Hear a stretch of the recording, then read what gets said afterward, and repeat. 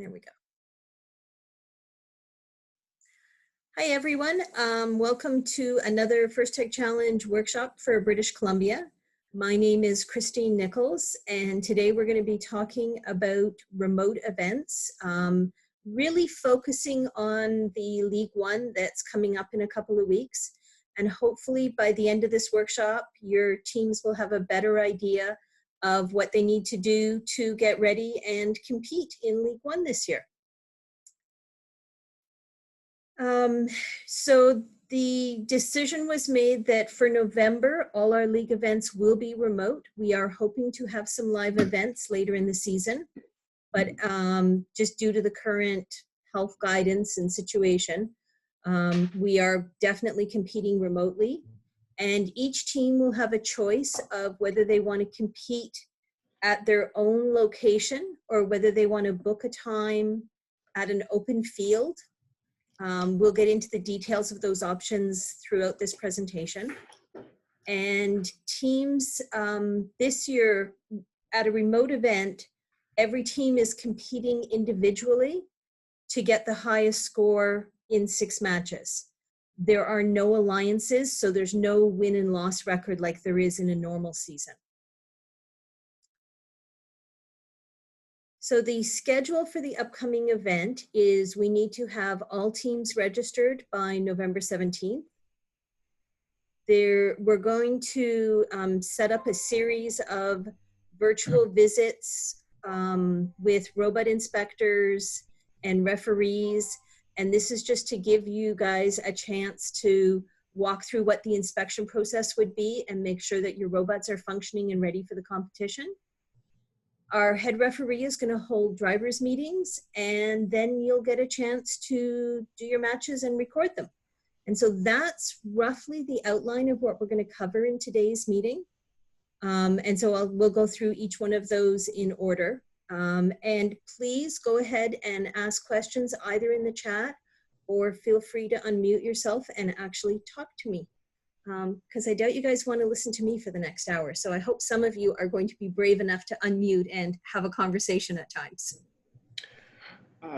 Christine, I can monitor in the chat room for you.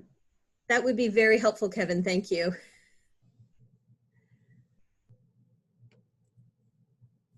Okay, so in order for your team to be registered by the November 17th cutoff, the team needs to be registered at firstinspires.org. Then your team has to complete the BC event registration. You need to have 2 adult coaches registered for your team, and they have to complete their consents, the consent forms online, as well as the youth protection screening. And the student team members must be registered online and have their consents completed as well. That's never been a requirement in the past. We've always encouraged it, but with COVID, it is a whole lot easier if all the consent forms are done online. And just so that you guys have a chance to look and see. So the teams that are listed here are the ones that have done the first 2 steps in that registration process.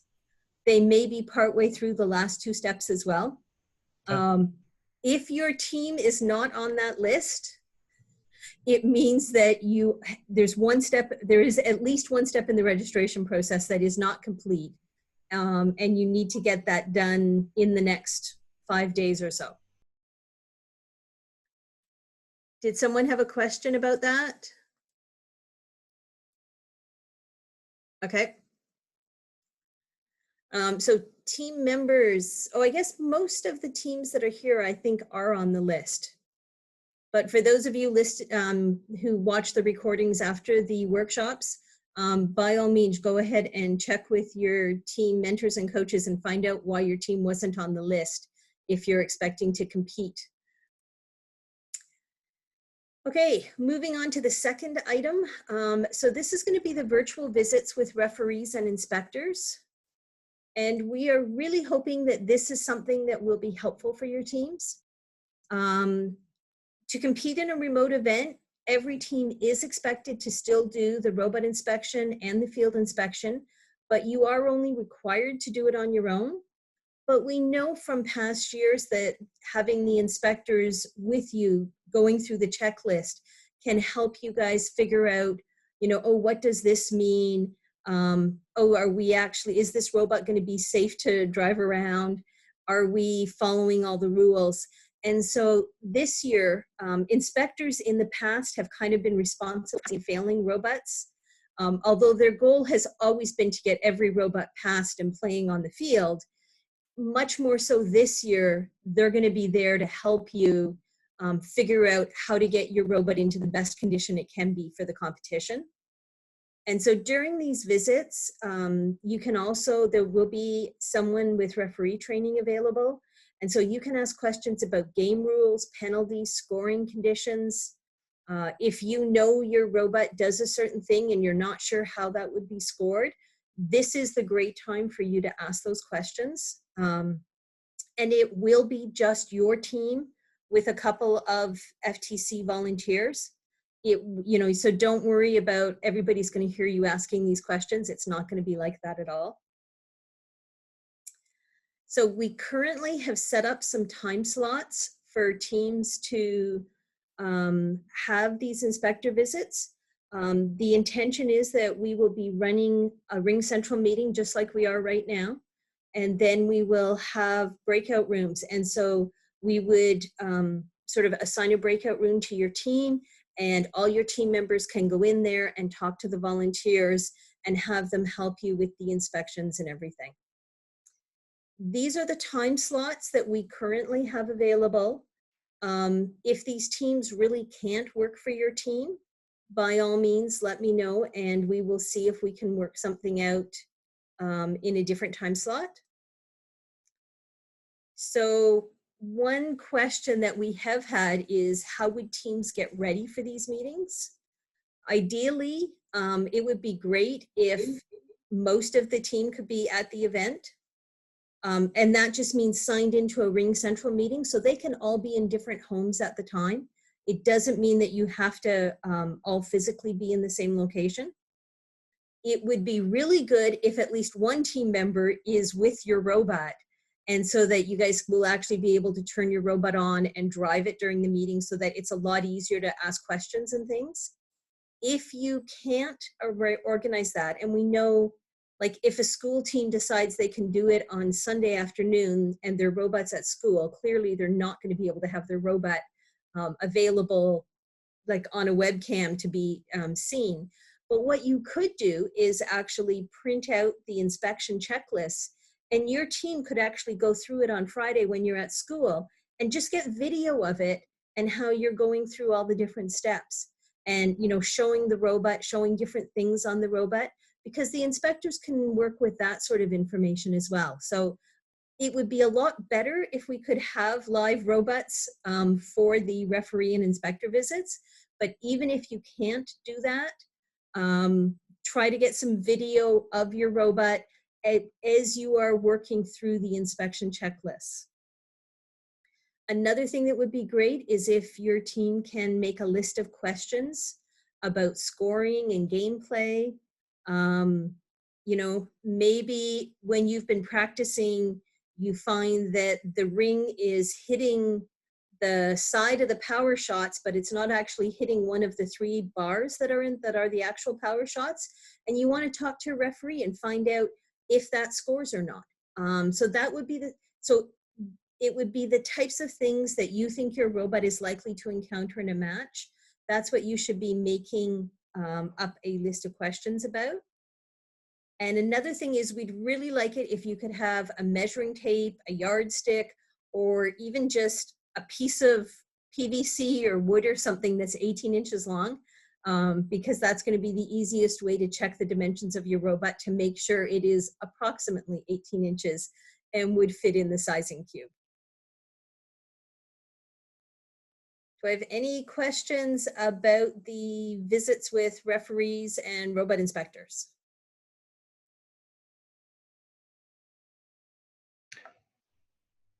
Hey, Christine, this is Kevin. Is that like a for example, the team slot, like a time slot you name it on the screen? It's for the one team to take that slot, or it's shared by multiple teams? Multiple teams could take any one of these time slots. So like in this 2-hour window, we think most teams would probably get through in about 15 or 20 minutes, depending on how many questions you had. And we're hoping to have multiple breakout rooms. We would like the teams to tell us in advance which of these windows they think they would be using. Yeah. Since that's going to be the easiest way for us to make sure that we have the right number of volunteers available. Mm-hmm. So Christine, in this case, the idea that you mentioned, you can have things pre-recorded so that that your team can pass inspection without actually having a live meeting per se, right? Yeah, like you could show the video, like in the breakout room, you could show the video to the refs and inspectors in the, so you would still be having a meeting, but you wouldn't have a meeting with a live robot. Exactly. Okay, so it's still a live meeting, but without live robot. With a video robot. Or video robot, yeah, okay. So we do not need to have a live robot. That's the whole point. As long as we have a video of the robot doing the things that is supposed to be done, and we doing the measurements and everything else, that is good enough. Okay. Yes. Obviously, everybody, I can tell you without a doubt that all of our volunteers love seeing robots. Yes. So if you're being nice to our volunteers, definitely have a live robot available. Okay. But we do understand that it may not be possible. We really understand that a lot of things we normally do are not going to work this year. And so that's fine. We'll find ways to work around them. But if you can bring a robot to the meeting, everybody will love it. But if you can't, bring a video and we'll find a way to make it work. Okay. Another question is that if the inspection failed, what happened? For example, the volunteer found that you are oversized, or your attachment, the motor you're using, is not safe. What's going to happen next? Okay, so it is always an inspector's goal to find a way to help a robot pass inspection. And that's going to be more true than ever this year. It's also going to be true that some safety issues won't be as big of a priority because you're not going to be competing on a playing field with 3 other robots, and you also won't have an alliance partner. So we don't have to be as concerned about that type of thing. It is much more going to be, how can we help you make your robot get better, pass inspection? No one is going to be trying to fail robots, and that's not the goal of these meetings at all. It's much, the focus is very much on how can we help you pass an inspection, as well as even, you know, like if you need to go and brainstorm and come back the next day and show what you figured out, that's fine too. So it's not a single visit, and if you fail, you're out. It's not that type of, it's not intended to be that type of a meeting at all. Okay. Okay, so let's go back. I'm going to move into the driver's meeting portion, unless there's any more questions about the referee and inspector meetings. Yes. No. Well, just one question. You were going to share. Are you going? Am I muted? No. You're Nope, going to share. I can hear you. You're going to share this slide deck with us. Yes. Okay. Great. The slides are always available for even the past workshops. Yes. If you go to the First Robotics BC website, under FTC Team Resources, pick FTC Workshops, and you'll be able to find the videos of our past workshops as well as the slide decks. Great. Thank you. Excuse me, Chris. I try to post them the evening of the workshop, but usually by the next morning for sure. Okay. Next question. Are we still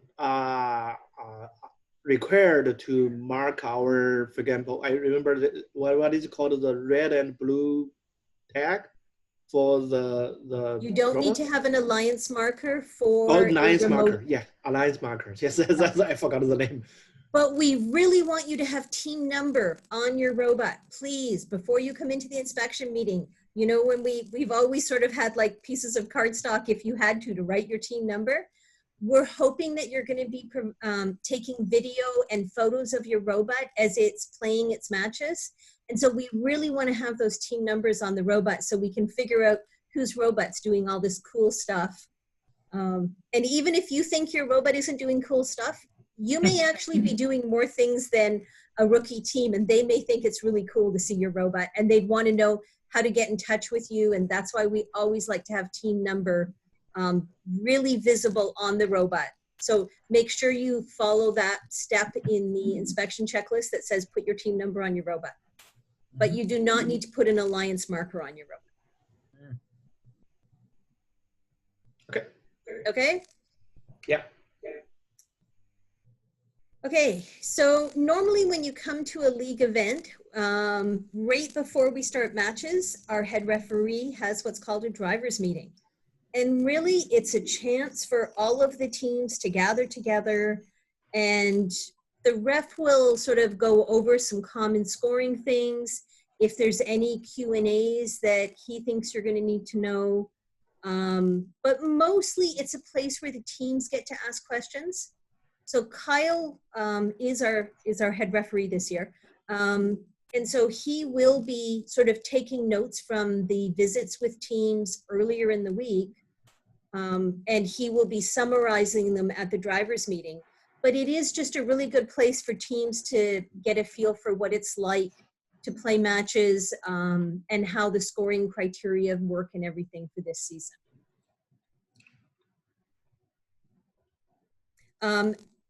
Theoretically, teams only need to attend one of the two drivers' meetings. It is possible that there will be more information shared in the second driver's meeting because there will be the questions from the first driver's meeting will be answered again in the second driver's meeting anyway.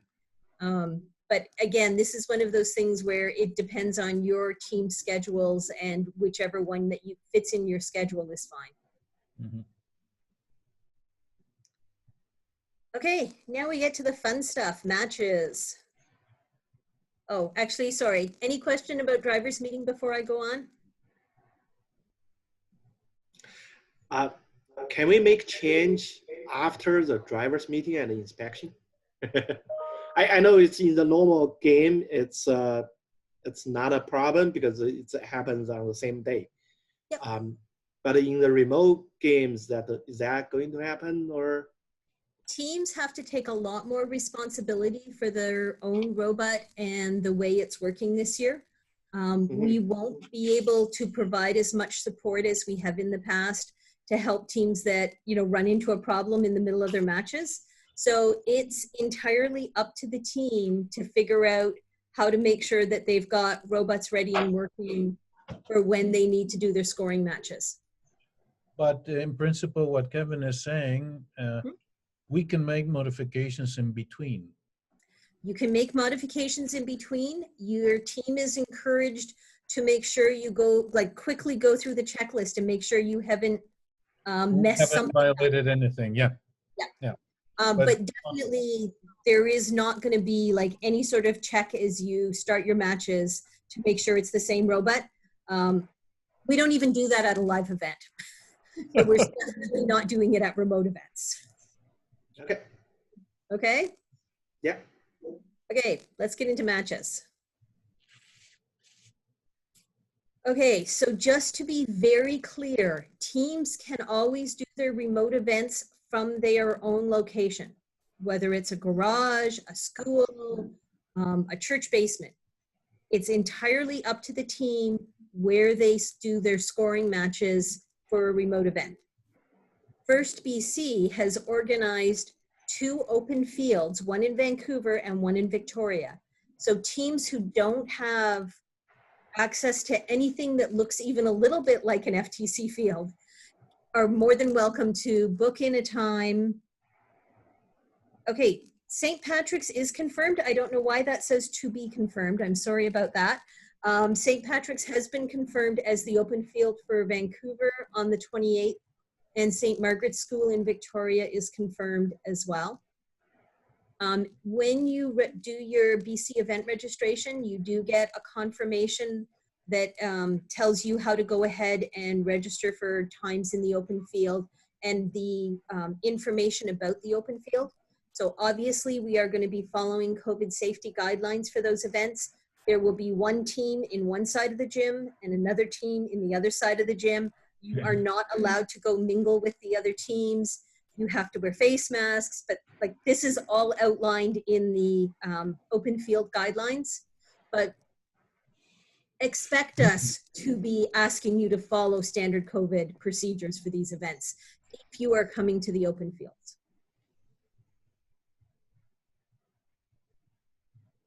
Okay, I have a video here that first produced, which actually will start walking us through if you are trying to do matches, sort of remote events and how matches work and scoring and everything. We're not going to play all of this video. There are a great many resources that First has produced online. I will try at the end to make sure that we have time to actually go and show you where to find more of these resources yourself. But we'll watch part of this one together. Do you guys have sound?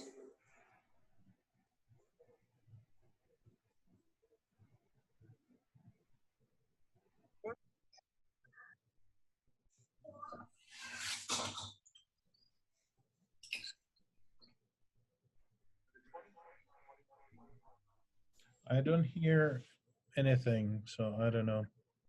But Christine, is that Okay. do you have the sound, or is it I supposed asked to if you have guys had sound? sound and I thought I had a nodded head. Mm. Just a sec, let me see if I can figure out how to do this.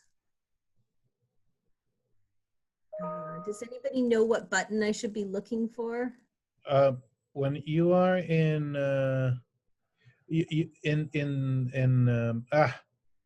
you're using Zoom literally, right? It's called So Ring the Central, but Ring it is Central is very the much same like as Zoom.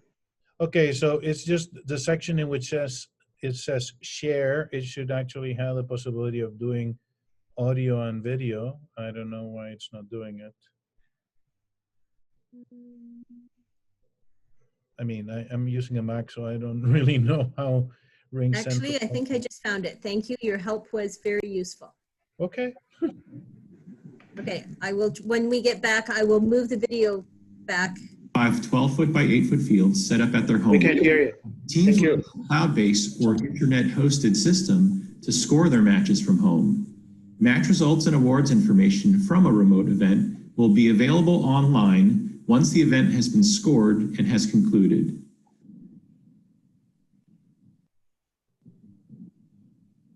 In order to score a remote event, you will need the following: a stable internet connection, a device for entering in scores. This can be a laptop, Chromebook, tablet, or smartphone.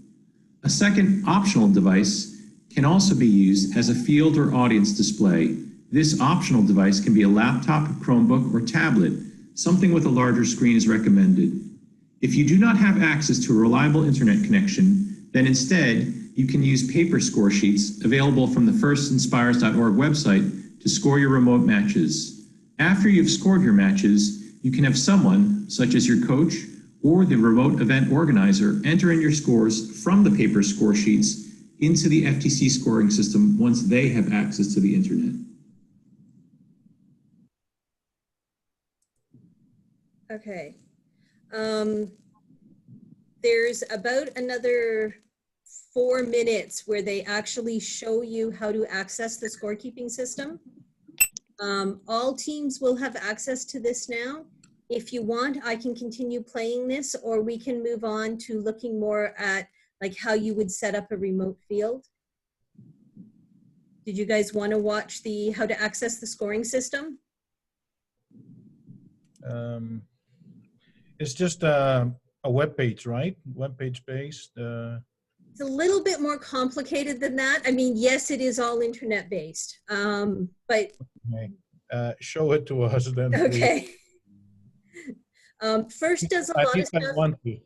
Yeah, First does a lot of stuff looking at safety and privacy and data security. So often it's not as simple as it could be, is the best explanation I can give you. Okay. The FTC scoring system is integrated with the firstinspires.org website. In order to be able to access the scoring system, your team must officially be registered for the current season.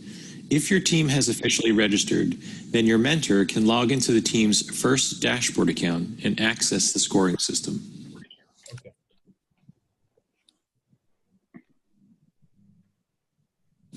To log into the system, begin by visiting www.firstinspires.org and select the login link in the upper right-hand corner.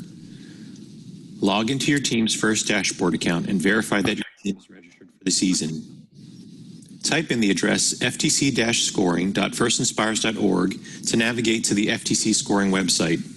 If your account was properly authenticated, you should see the FTC scoring landing page for your team. Team information is displayed at the top.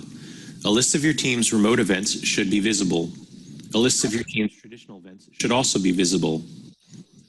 If you do not see any remote or traditional events listed for your team, consult with your regional event host to verify that your team is registered for those events. Note, if you'd like to navigate to your landing page from anywhere in the FTC scoring system, click on the First Tech Challenge logo in the upper left-hand corner. This should take you back to your team's landing page. Okay. So again, I think we are going to stop at this one, and just because so this is remote events part 1, part 2, there's part 3, there's part 4.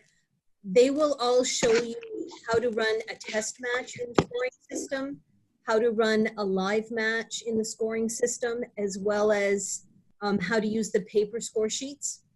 And just for those of you who are using the open fields, we have arranged to have Wi-Fi available. So as long as you bring a laptop and have the have your ID that will let you sign into the first dashboard for your team, you will be able to do the live scoring during your matches at the open field.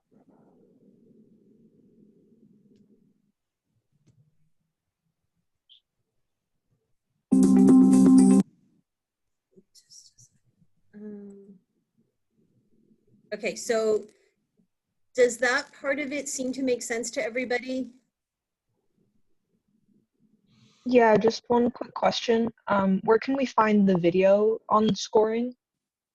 Okay, I will show you those resources at the end, but if you go into First Tech Challenge on the First Inspires website and go through the team resources, there's a whole section on remote resources.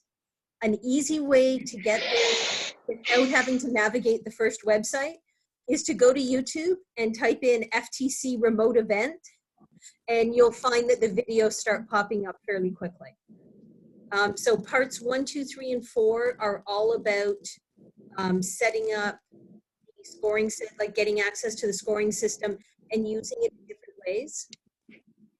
It is actually a lot of fun to experiment with it when you're doing a bit of driver practice, because one of your team members can actually set up a test match, and then you'll have all the sound effects of a real match that gives you the timing for the first 30 seconds of autonomous, and then it says, drivers, pick up your controllers. Begin in 3, 2, 1. And so it's exactly what you experience at a live event. So it's really good, particularly for rookie teams, to get a chance to see what that feels like and understand just how short that 2 minutes of driver control time is and everything that you have to accomplish in that period. So it's really good for drivers to get some practice, as well as it's a chance for your team to get some experience with the scoring system. I do know that when I was experimenting with it, I think somebody earlier mentioned that like their robot could probably park on the line. In the scoring system, that's called navigating. It took me a long time to figure that out, because I kept looking for, in the autonomous section, is it parked? It's like that parking isn't anywhere on the scoring system. So again, this is another good reason to get into that system sooner and try them out and get used to the terminology that they're using this season. Okay. We have another video to watch.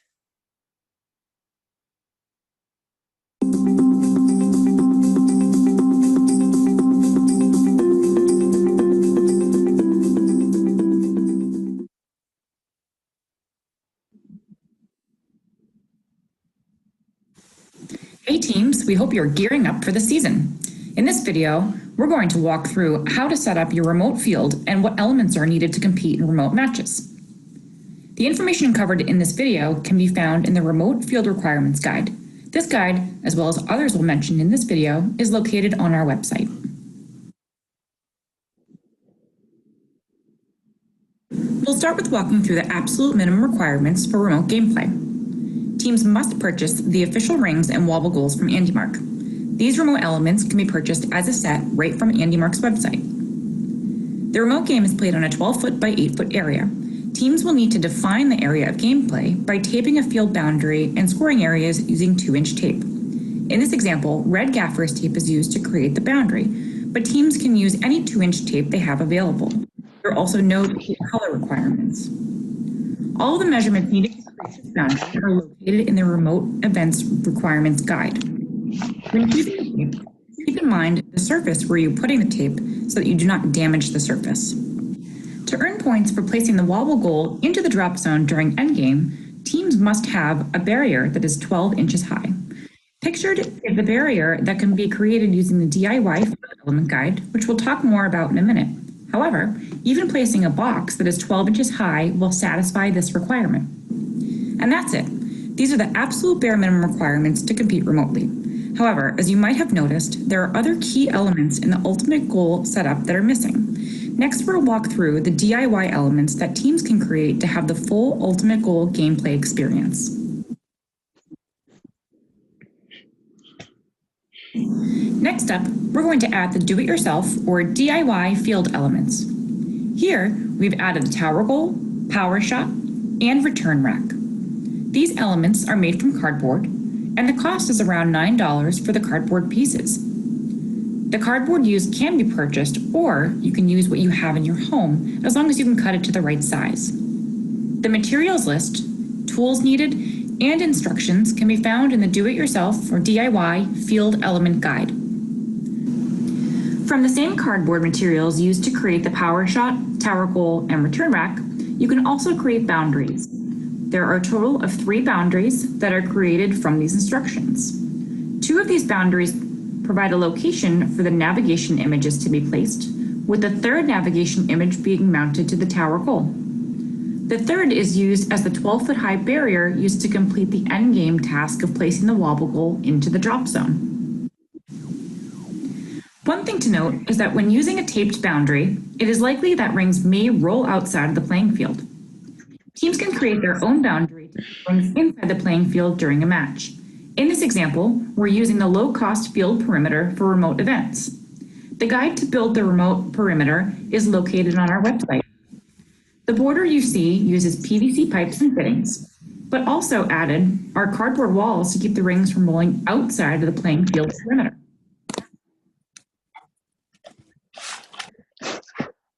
Last but not least are the official elements from AndyMark. Teams can purchase a half-field kit for remote gameplay. For remote competitions, there are no alliances and therefore no distinction in which color a team chooses. Teams may also use the AndyMark field perimeter. 2 single panels from the AndyMark perimeter must be removed to create the 12-foot by 8-foot playing field. So just to recap, teams competing remotely are required to compete on a 12-foot by 8-foot field and not a full traditional style field. There must be at least a tape boundary outlining the field perimeter and scoring areas. Teams must purchase the official wobble goals and rings from AndyMark. And the 12-inch boundary is required to complete the endgame task of placing the wobble goal into the drop zone during endgame. As you saw, this does mean that some of the elements are missing, and therefore does limit the number of tasks the robot can complete. The DIY resources are a great option for teams to have the full field game experience with a smaller out-of-pocket cost. Let's briefly cover some frequently asked team questions. Is it required to choose either a red or a blue alliance side of the field? The The answer is no. Remote gameplay is an individual team competing and not an alliance, as in traditional gameplay. Therefore, teams may choose to compete on either the red or blue side of a field. Do I need to submit a video of my official matches? This is not a requirement. Only teams that are applying for the Control Award will be required to submit a video to show the judges how the robot performs. Will referees score official matches? Again, no. In remote gameplay, teams are responsible for understanding the game, the rules, and tracking their own score in each official match. Teams should visit our Game and Season page to learn more about remote gameplay, the rules of the game, and also to access the remote event field resources mentioned in this video. Teams may also ask questions throughout the season and receive official answers from the official FTC Q&A forum. Also on our website are resources and video tutorials on how to score, as in use the FTC Live Scoring System to track the status of the matches.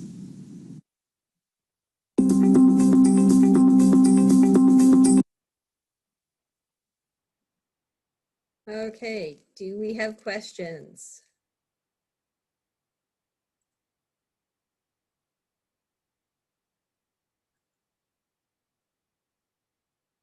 So one of the reasons I wanted everybody to see that is we are hoping that teams will have the opportunity to come to the open field for their matches, but we all know the COVID cases are going up, and there is always the possibility that the health guidelines and rules could change. Therefore, we want the teams to all feel that they have the ability to actually run matches in whatever location they're in.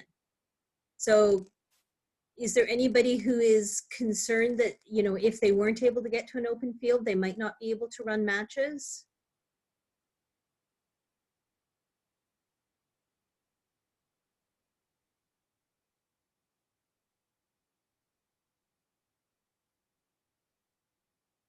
Okay. I think that's a question more for the coaches. I agree that it is more for the coach, but I did want to give the students who are here a chance to say, oh, it would be really hard because if we are made aware of what some of the issues are facing teams, we would always try to help you solve those issues.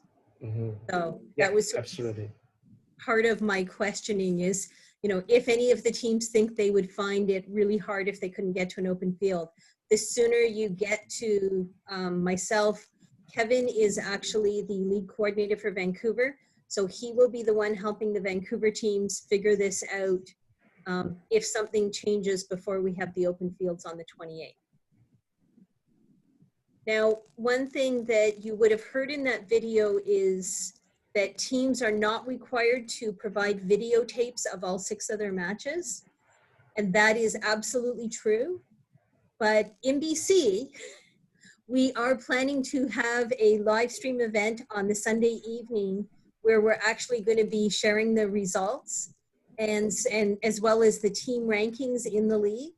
And so we really would like it if all teams would provide us with a photo of your team, a photo of your robot, and up to, say, a 2-minute video where you guys could actually be demonstrating part of your robot, talking about your team, how it's going this year, just something so we can get to know a little bit more about your team and what you're doing and how you guys came up with ideas. The big thing would be trying to keep it pretty close to that 2-minute time range. And again, details of all that will be being sent out shortly. We expect a lot of teams may be videoing when they're at the open field on the 28th. We know that. That's partly why we set the live stream for the evening of the 29th, to give you guys time to upload and share those videos with us.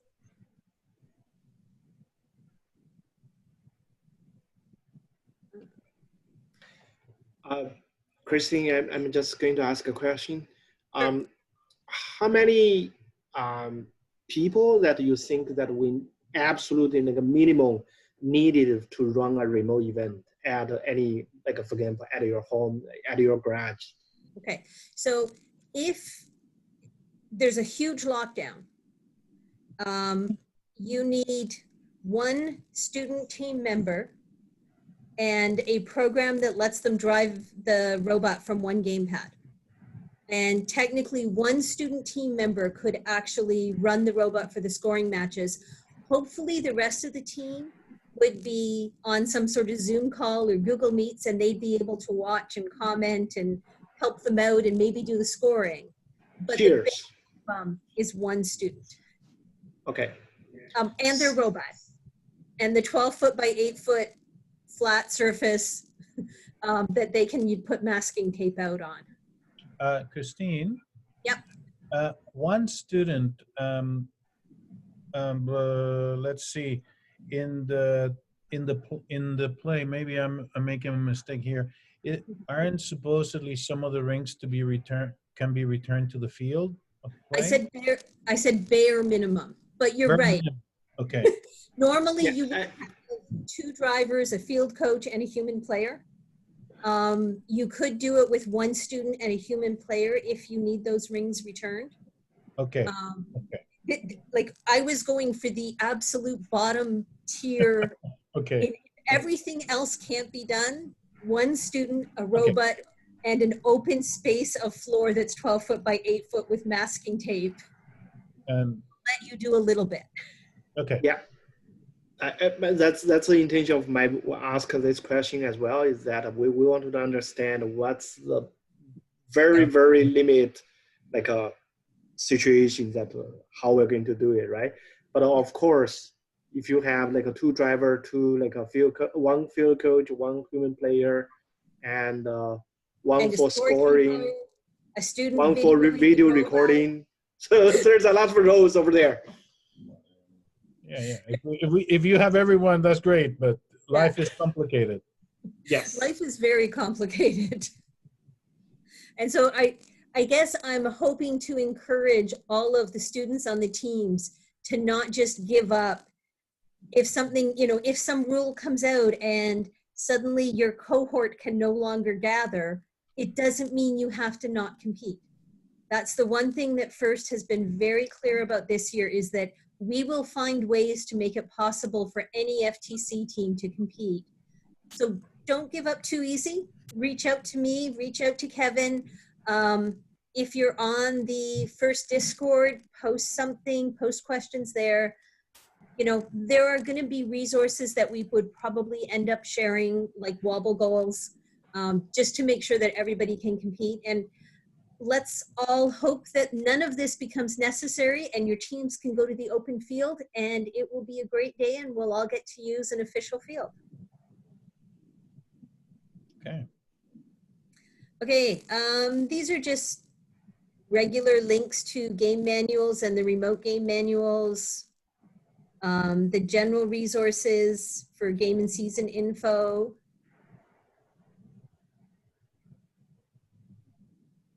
Now, did you guys want me to show you where to find more of the resources at this point?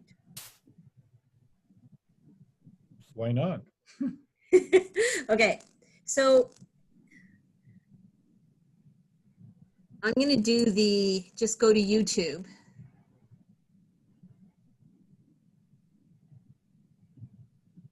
And type in FTC Remote Events. Okay, so the first video up is actually from one of our alumni teams, and they released an example of a remote match using an official field, and later on they have the cardboard cutout type field. Gluten-free is a very high-end team, and so don't get too intimidated by what they're doing. For almost every other team in the world, their robot might be doing this by April or May. But they were able to do it. There is Remote Event Part 1. That's the one that I showed you the first part. At the beginning, that was the first video clip that we did. Ken Johnson is talking about remote events. Okay, there is Part 2, which walks you through the steps for a test match. If we click, okay, I'm gonna click on this one, but not let it play. Oh. I was hoping I would get the other, yes, there we go. So now usually it's easier. So now Part 3 is available, and if you play Part 3, you'll get to Part 4. So part 3 is part 1 is generally about scoring. Part 2 is test match. Part 3 is the official scoring. And part 4 is paper score sheets. There are a great many resources that FIRST has been making available. There's also, they are doing a whole series of webinars every month for teams as well. So if you start looking, you know, you can just Google FTC Remote Events and you'll probably start getting links to things. I can take you through the FIRST, so let's just go to FIRST Inspires. So this is the main dashboard that we always see when we go in.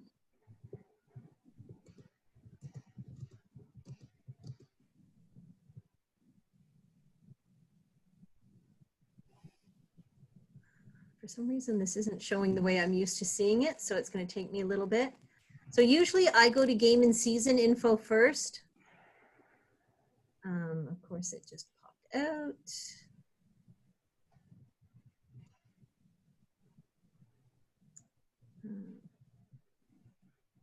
Okay, that makes it easier. So now here are links to a lot of resources. So these are where you would find guides about building a robot. These are the guides and videos for programming. Team management is always a good place to go. And that was where it was Aaron who was doing the video, was showing you where some of these are. So if you don't know how to register, there's links there, training, budgets, fundraising. You just keep heading down, and then you get to things like engineering notebook guidelines, the inspection checklists. This is new this year. Team judging self-reflection is available. Pre-match checklist.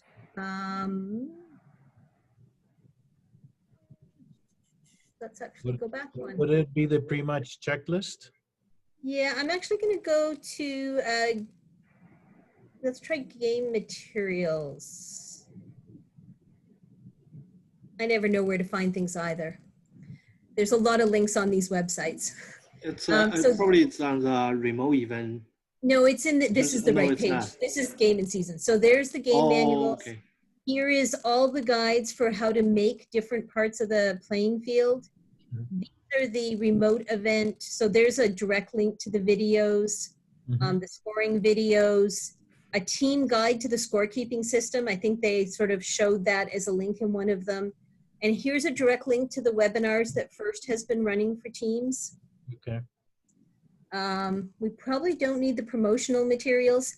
Q&As, if your team has not been reading the Q&A forums, often using the PDF version makes it a lot easier for them to just sort of read the questions and answers that have come up. And if any of you don't know about the Q&A forums, teams throughout the season will go there and ask questions. And it is actually the official game design committee and the head refs from Worlds who answer those questions. And their answers become part of the rules that the team plays by. So it is always a good idea to sort of keep your eye on these PDFs. They are usually updated by noon on Friday every week. The theory being that if you're sort of going to an event that weekend, they publish them so that you can actually download the PDFs and have them with you. Here are the guides to building your own field if you need to. You can, once our event is over and you want to go look at official event results, it will be listed there, probably not until, say, December 1st. It usually takes a couple of days to catch up. Here is where you can print the remote event score sheets if you have to do paper score sheets instead of the online. And this is where you're going to find the robot inspection and the field inspection checklist. So those are the two checklists that your team will need. Okay. Okay. Okay, we've got a few minutes left. Are there any other questions? And if not, does anybody want to unmute and ask a question?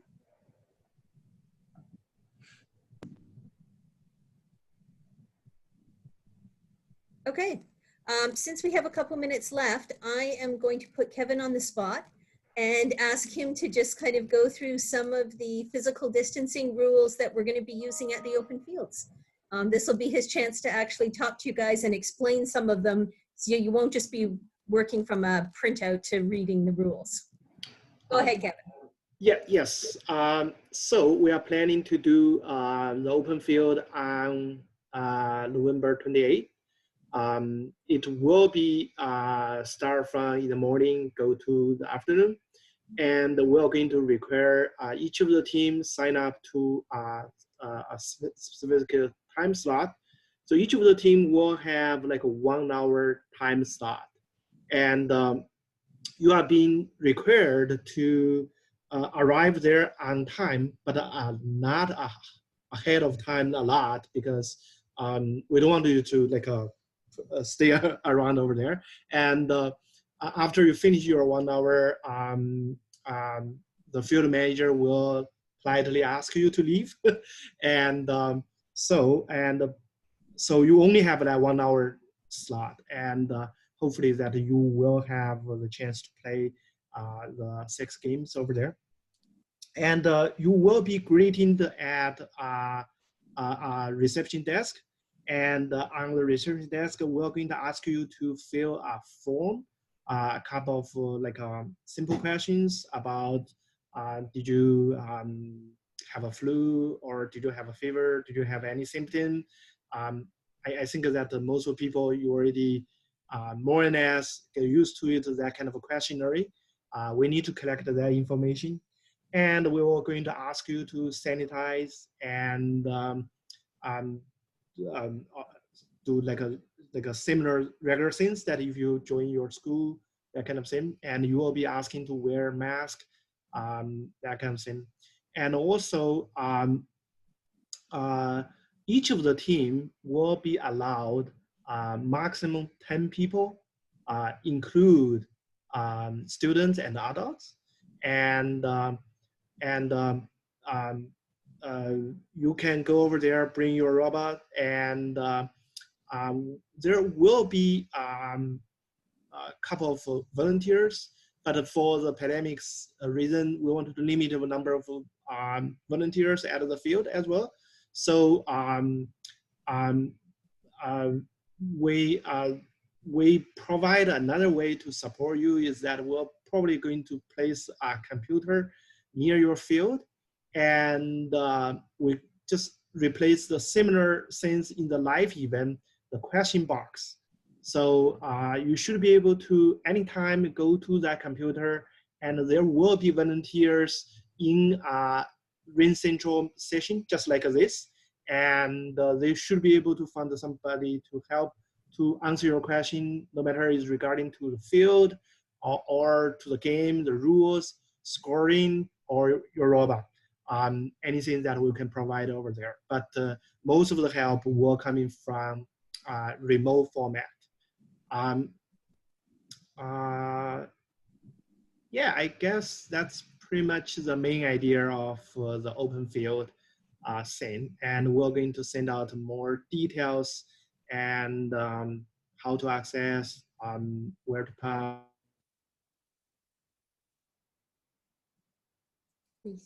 Kevin is frozen on my screen. Can anybody let me know if they can still hear me?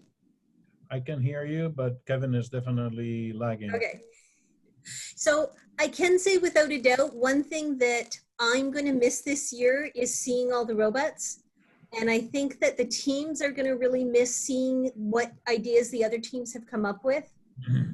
Particularly because we are going to make you arrive and leave pretty much on your time slot. And that's a big part of why we want you to take a bit of video of your robot, because we know the other teams are going to want to see what everybody's doing. And please make an effort to, even if it's just a cell phone video, enough perspective that we can actually kind of see it. Maybe get in close if you've got a cool mechanism that you want to tell us about. But that's going to be what we're trying to share with all the teams during the live stream on the Sunday, November 29th.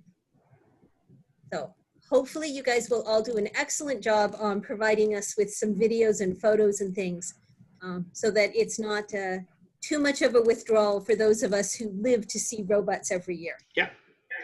Did I mention that you guys will have all the Wi-Fi access at the open field? And also it's in the school gym, it's pretty open. And there is another field on the other end of the field, other end of the gym. There may be another team is doing their open field as well, but you are not supposed to talk with them or have any contact with them. Yeah.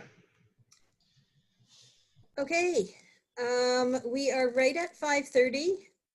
I am happy to answer one or two more questions, but I try really hard to keep meetings on schedule if I can. So for the most part, we are planning to wrap up, and we'll start seeing you guys in a whole bunch of these Ring Central visits, either with refs and inspectors or with drivers meetings, and everybody's going to be getting ready for the actual competition that is now about 2 weeks away. So good luck. And as always, if you guys have questions, please reach out to me. I can always get you in touch with the FTC alumni team. They are always happy to answer questions about robots and programming or whatever it is, whatever support you need, they're always there to answer those questions for you. But you do have to ask the question. I have a quick question. Will we be having any remote judging sessions, or are there dates for that yet, or not for this league? Definitely not for League One. There will be no judging involved. We are looking at having practice judging sessions, probably tied into the league events in January or March. Often we have had them at the live, at League Two. At a live event, we will often have a judging room set up, and we may be doing that again this year for live events. But even if it's a remote event, our judges are very interested in getting some practice at remote judging. So just as much as you guys would want some practice at remote judging, our judges want the same thing. So we will be doing that, but not until the new year.